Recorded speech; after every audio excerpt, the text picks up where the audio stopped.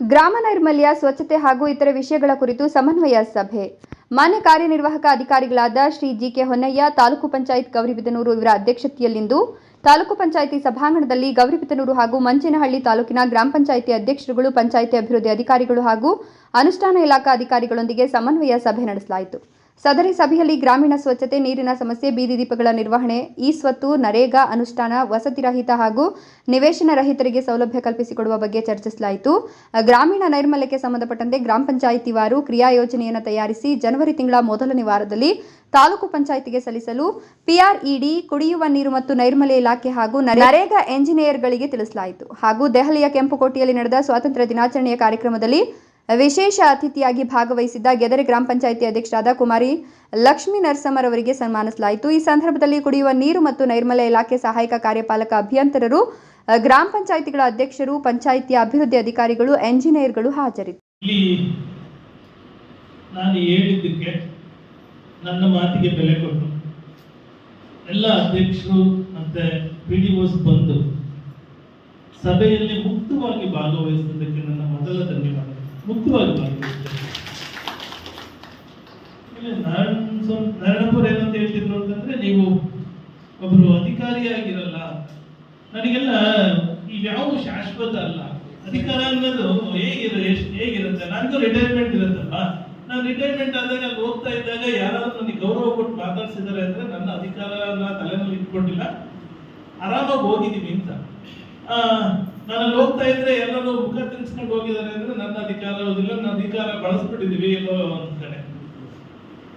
ಅಧಿಕಾರ ನನಗೆ ಕೇಸ್ ಮಾಡಿ ಟ್ರೈನಿಂಗ್ ಹೋದಾಗ ಈ ಒಂದು ಮಾತು ಹೇಳಿದ್ರು, ಅಧಿಕಾರ ಯಾವತ್ತೂ ತಲೆಗತ್ತಿಸ್ಕೋಬೇಡಿ, ಹೃದಯದಲ್ಲಿ ಇಟ್ಕೊಳ್ಳಿ. ಮೋಸ್ಟ್ಲಿ ಆ ಮಾತು ನನಗೆ ಬಹಳ ನಿಂತ್ಕೊಂಡಿದೆ. ಆಮೇಲೆ ನಾವು AT ಟ್ರೈನಿಂಗ್ ಹೋದಾಗ ನನಗೆ ಅಲ್ಲೊಂದು ಎಕ್ಸಾಮ್ ಕಂಡಕ್ಟ್ ಮಾಡಿದ್ರು. ಆ ಎಕ್ಸಾಮ್ ಕಂಡಕ್ಟ್ 5 ಜನ ಟಾಪರ್ಸ್ಗೆ CM ಕಡೆಯಿಂದ ಏನೋ ಕೊಡಿಸ್ತಾರೆ ಅಂತ ಹೇಳಿದ್ರು. ನಾನು 4ನೇವನು. ಏನೋ ಗಾಡ್ ಗ್ರೇಸ್ ನನಗೆ CM ಅವರು ಒಂದು ಕಾನ್ಸ್ಟಿಟ್ಯೂಷನ್ ಬುಕ್ ಅನ್ನ ಪ್ರೆಸೆಂಟ್ ಮಾಡಿದ್ರು AT.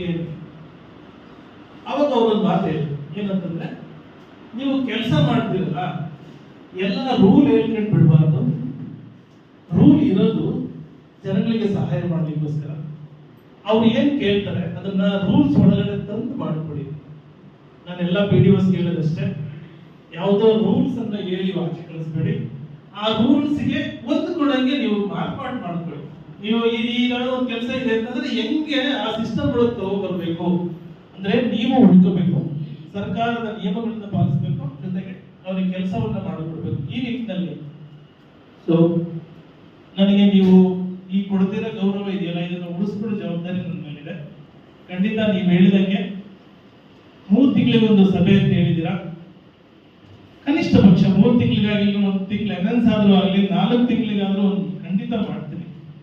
ಅದಕ್ಕೆ ನಿಮ್ಮ ಫೀಡ್ಬ್ಯಾಕ್, ಎಸ್ಪೆಷಲಿ ಇವತ್ತಿನ ಮೀಟಿಂಗ್ ಏನಿದೆ, ನಾವೊಂದು ಸೈಂಟಿಫಿಕ್ ಆಗಿ ಮಾಡ್ತಾ ಇದೀವಿ ಅಂತ ಅಂದ್ರೆ, ಇಂಜಿನಿಯರ್ಸ್ ಇನ್ವಾಲ್ವ್ ಮಾಡಿಕೊಂಡು ಒಂದು ಗ್ರಾಮೀಣ ಮಟ್ಟದಲ್ಲಿ ಹಳ್ಳಿಗೊಂದು ಪ್ಲಾನ್ ತರ, ಒಂದು ಹಳ್ಳಿನಲ್ಲಿ ಎಷ್ಟು ಚರಂಡಿ ವ್ಯವಸ್ಥೆ ಇದೆ, ಅಷ್ಟು ಚರಂಡಿ ವ್ಯವಸ್ಥೆಯನ್ನ ನಾವು ಎಲ್ಲಿ ಔಟ್ಲೆಟ್ ಕೊಟ್ಟು ಎಲ್ಲಿ ಆಚೆ ಬಿಡಬೇಕು ಅನ್ನೋ ಒಂದು ಸಮಗ್ರ ಪ್ಲಾನ್ ಅನ್ನ ರೆಡಿ ಮಾಡ್ಕೊಡ್ಬೇಕು ಅಂತ ನಮ್ಮ ಇಂಜಿನಿಯರ್ಸ್ ಕೇಳಿದ್ವಿ. ಅವರೆಲ್ಲರೂ ಒಪ್ಕೊಂಡಿದ್ದಾರೆ. ಇದಕ್ಕೆಲ್ಲರೂ ಸಹ ನೀವು ಸಹಕಾರ ನೀಡಿ ಅಂತ ಹೇಳ್ತಾ ಈ ಸಭೆಗೆ ಬಂದು ಫೀಡ್ಬ್ಯಾಕ್ ಕೊಟ್ಟು, ಅಂದ್ರೆ ಈ ಸಭೆ ನಡೆಸೋದಕ್ಕೆ ಇಷ್ಟೊಂದು ಮುಕ್ತವಾಗಿ ಭಾಗವಹಿಸಿದೆ. ಇನ್ನೂ ಒಂದು ಮಾತು ಈ ಸಂದರ್ಭದಲ್ಲಿ ಹೇಳ್ತೀನಿ, ನಾವು ಯಾವಾಗಲೂ ಸಹ ಪಾಸಿಟಿವ್ ಆಲೋಚನೆಯಲ್ಲೇ ಇರಬೇಕು, ನಮಗೆ ಆಗುತ್ತೆ ಅನ್ನಂಗೆ ಇರಬೇಕು, ನಾವು ಕೆಲಸ ಮಾಡ್ತೀವಿ ಅಂತಲೇ ಇರಬೇಕು. ನೆಗೆಟಿವ್ ಥಾಟ್ಸ್ ನಮ್ಮ ತಲೆನಲ್ಲಿ ಹೋಯ್ತು ಅಂದ್ರೆ 100 ಪ್ರಶ್ನೆಗಳು ಹುಟ್ಕೊಳ್ಬೇಕು. ಸೊ ಅದಕ್ಕೆ ನಾವೆಲ್ಲರೂ ಸಹ ಪಾಸಿಟಿವ್ ಥಾಟ್ಸ್ ಅಲ್ಲಿ ಹೋಗೋಣ ಅಂತ ಹೇಳ್ತಾ, ಈ ಕಾರ್ಯಕ್ರಮಕ್ಕೆ ಎಲ್ಲರೂ ಬಂದಿರೋರಿಗೆ ಎಲ್ಲರಿಗೂ ಧನ್ಯವಾದಗಳನ್ನು ಹೇಳಿ, ಇದೇ ರೀತಿ ಪಂಚಾಯಿತಿ ಅಭಿವೃದ್ಧಿನಲ್ಲಿ ನನ್ನ ಪಾತ್ರನೂ ಇರುತ್ತೆ ಅಂತ ಹೇಳ್ತಾ ಮುಗಿಸ್ತೇನೆ. PDOs ಹಾಗೂ ನಮ್ಮ ಅನುಷ್ಠಾನ ಇಲಾಖೆಗಳ ಅಧಿಕಾರಿಗಳೊಂದಿಗೆ ಸಮನ್ವಯ ಸಭೆ ನಿಜವಾಗ್ಲೂ ತುಂಬಾ ಚೆನ್ನಾಗಿತ್ತು. ಈ ತರದ ಸಭೆಗಳ ಅವಶ್ಯಕತೆ ಇದೆ. ಜೊತೆಗೆ ತಾಲೂಕಿನ ಸಮಗ್ರ ಅಭಿವೃದ್ಧಿ ಆಗ್ಬೇಕಂತಂದ್ರೆ ನಾವು ಇದೇ ಕೆಲಸ ಮಾಡ್ಬೇಕಾಗುತ್ತೆ. ನಾವೆಲ್ಲ ಒಂದಲ್ಲ ಒಂದು ರೀತಿ ಸೇವಕರು, ನಾವು ಸರ್ಕಾರಿ ನೌಕರರು, ನೀವು ಜನರಿಂದ ಆಯ್ಕೆ ಆಗಿರ್ತಕ್ಕಂಥ ಜನಪ್ರತಿನಿಧಿಗಳು, ನಾವೆಲ್ಲ ಸೇರಿ ಒಂದು ಒಂದು ಸಮಗ್ರವಾದ ಆಲೋಚನೆ ಮಾಡಿ ಯೋಜನೆ ಮಾಡಿ ಜಾರಿಗೆ ತಂದ್ರೆ ಅದು ಒಂದು ಸಮಗ್ರ ತಾಲೂಕಿನ ಅಭಿವೃದ್ಧಿಗೆ ಕಾರಣ ಆಗುತ್ತೆ. ಜೊತೆಗೆ ಇವತ್ತು ನಾವು ಚರ್ಚಿಸ್ತಕ್ಕಂಥ ಬಹು ಮುಖ್ಯ ವಿಷಯದಲ್ಲಿ ಗ್ರಾಮೀಣ ಸ್ವಚ್ಛತೆ ಶುಚಿತ್ವದ ಬಗ್ಗೆ ನಾವು ಸಿಂಗಾಪುರ ತಗೊಳ್ಳಿ ಅದರ ಇತಿಹಾಸ ಸಮನ್ವಯ ಸಭೆಯನ್ನು ಮಾಡಲಿಕ್ಕೋಸ್ಕರ ಈ ಒಂದು ಸಭೆಯನ್ನು ಕರೆದಿದ್ರು. ನಿಜವಾಗ್ಲೂ ಇದು ತುಂಬ ಉತ್ತಮವಾಗಿರ್ತಕ್ಕಂಥ ಸಭೆ ಅಂತ ನನಗನ್ಸಿದೆ. ಇಲ್ಲಿ ಮುಖ್ಯ ಉದ್ದೇಶ ಏನು ಅಂತ ಹೇಳಿದ್ರೆ, ಸುಮಾರು ನಾವು 4 ವರ್ಷದಿಂದ ಮೆಂಬರ್ ಆದಾಗಿಂದನೂ ಈ ಸಮಸ್ಯೆ ಇತ್ತು. ಬಟ್ ನಮ್ಮನ್ನು ಯಾರೂ ಕರೆಕ್ಟಾಗಿ ಕರೆದು ಕೇಳೋರಿರಲಿಲ್ಲ. ಎಲ್ಲರಿಗೂ ಇತ್ತು, ಎಲ್ಲ ಸಮಸ್ಯೆ ಯಾವಾಗಲೂ ಹೇಳ್ತಾ ಇದ್ವಿ. ಬಟ್ ಸಮಸ್ಯೆ ಹೇಳ್ತಾ ಇದ್ವಿ, ಅದಕ್ಕೊಂದು ಪರಿಹಾರ, ಅದನ್ನು ನಾನು ತಾಲೂಕು ಮಟ್ಟದಲ್ಲಿ ಏನಾದರೂ ಸೊಲ್ಯೂಷನ್ ಇದೆ ನಾವು ತೋರಿಸ್ಕೊಡ್ತೀವಿ ಅಂತ ನಮ್ಮನ್ನ ಸಮನ್ವಯತೆಯಿಂದ ಕರೆದವ್ರು ಯಾರೂ ಇಲ್ಲ. ಹಾಗಾಗಿ ಇದೇ ಮೊದಲನೇ ಬಾರಿಗೆ ಕರೆದಿದ್ದು. ಇದಕ್ಕೆ ತುಂಬ ನಾನು ಆಭಾರಿಯಾಗಿದ್ದೀನಿ ಅಂತ ಹೇಳ್ತೀನಿ. ಇನ್ನು ಕಾರ್ಯನಿರ್ವಹಣಾಧಿಕಾರಿಗಳಿಗೆ ಮೊಟ್ಟಮೊದಲನೇ ಧನ್ಯವಾದಗಳನ್ನು ಮತ್ತೊಮ್ಮೆ ತಿಳಿಸ್ತಾ ಇದ್ದೆ. ಅದೇ ರೀತಿಯಾಗಿ ಈ ಒಂದು ಕಾರ್ಯಕ್ರಮದ ಮಧ್ಯೆ ಹೇಳಿದಂಗೆ ಪುನರಾವರ್ತನೆ ಆಗಬೇಕು. ಪ್ರತಿ 3 ತಿಂಗಳಿಗೊಮ್ಮೆ ಒಂದು ಸಮನ್ವಯ ಸಭೆಯನ್ನು ಕರೆಯಬೇಕು. ನೀವು ಮುಂದುವರ್ಸ್ಕೊಂಡು ಹೋಗಬೇಕು. ಯಾಕೆಂದರೆ 3 ತಿಂಗಳು ಕರೆದಾಗ ಹಿಂದೆ 3 ತಿಂಗಳಲ್ಲಿ ಏನು ಕ್ವಶನ್ಸ್ ಹೇಳಿದ್ರು ಸದಸ್ಯರಾಗಲಿ ಅಧ್ಯಕ್ಷರಾಗಲಿ, ಎಷ್ಟು ಪರಿಹಾರ ಮಾಡಿದ್ದೀವಿ, ಎಷ್ಟು ಹುಡುಕೆ ಇದ್ದಾವೆ, ಪರಿಹಾರ ಏನು ಸಮಸ್ಯೆ ಹುಡುಕೆ ಆಗಿದ್ದಾವೆ ಅನ್ನೋದು ಗೊತ್ತಾಗುತ್ತೆ. ಒಂದು ವರ್ಕ್ ಕಾರ್ಡ್ ಸಿಗುತ್ತೆ ನಮಗೆ. ಏನು ಪ್ರಗತಿ ಆಗಿದೆ, ಹಿಂದೆ ಬಂದ ಸಮಸ್ಯೆಗಳಿಗೂ ಇವಾಗಿನ ಸಮಸ್ಯೆಗಳಿಗೂ ಎಷ್ಟು ಪರಿಹಾರ ಮಾಡಿದೆ, ಎಷ್ಟು ಪರಿಹಾರ ಮಾಡದೆ ಆಗೇ ಇರ್ತಕ್ಕಂಥ ಉಳಿದದಕ್ಕೆ ಒಂದು ನಿದರ್ಶನ ಅಂತೆ. ಈ ಒಂದು ಕಾರ್ಯಕ್ರಮ ಆಯೋಜನೆ ಮಾಡಿರ್ತಕ್ಕಂಥ ತಾಲೂಕು ಪಂಚಾಯತಿ ಕಾರ್ಯನಿರ್ವಹಣಾಧಿಕಾರಿಗಳು ಹಾಗೂ ಸಂಬಂಧಪಟ್ಟ ಎಲ್ಲ ಅಧಿಕಾರಿಗಳು ಧನ್ಯವಾದ ತಿಳಿಸಲಿಕ್ಕೆ ಇಚ್ಛೆಪಡ್ತೀನಿ. ಅಧ್ಯಕ್ಷರ ಮತ್ತು BDO ಸಮನ್ವಯ ಸಮಿತಿಯನ್ನು ಮಾನ್ಯ ಕಾರ್ಯನಿರ್ವಹಣಾಧಿಕಾರಿಗಳು ಇವತ್ತೇನು ಸಭೆಯನ್ನು ಆಯೋಜಿಸಿರುತ್ತಾರೆ. ಈ ಆಯೋಜನೆ ದಿನ ಬೆಳಗ್ಗೆಯಿಂದ ನಿಜವಾಗ್ಲೂ ನಮ್ಮ ಗೌರಿ ಬಿದ್ದೂರು ನಾನೇ ಹೇಳ್ತಾ ಇದ್ದೀನಿ, ಇಂತಹ ಅಧ್ಯಕ್ಷರು ಸಿಗಬೇಕು ಅಂದರೆ ನಮ್ಮ ತಾಲೂಕಿನ ಪುಣ್ಯ ಅಂತ ನಾನು ಭಾವಿಸ್ತಾ ಇದ್ದೀನಿ. ಯಾಕಂದರೆ ಯಾವುದೇ ವಿಷಯಗಳು ಬಂದಾಗ ಕೂಲಂಕುಷವಾಗಿ ಚರ್ಚಿಸಿ ನಮ್ಮಲ್ಲೇನೆ ಅದನ್ನು ನಮ್ಮ ಕಾರ್ಯನಿರ್ವಹಣಾಧಿಕಾರಿ ಕರೆದಿರುವಂಥ ಅಧಿಕಾರಿಗಳಿಗೆ ಇವತ್ತು ಎಷ್ಟು ವಿಶ್ವಾಸ ತೋರಿಸಿ ಅವರಿಗೆ ಕೊಟ್ಟಂಥ ಗೌರವನ ನೋಡಿ ಬೆಳಗ್ಗೆಯಿಂದ ನೋಡ್ತಾ ಇದ್ದೀನಿ.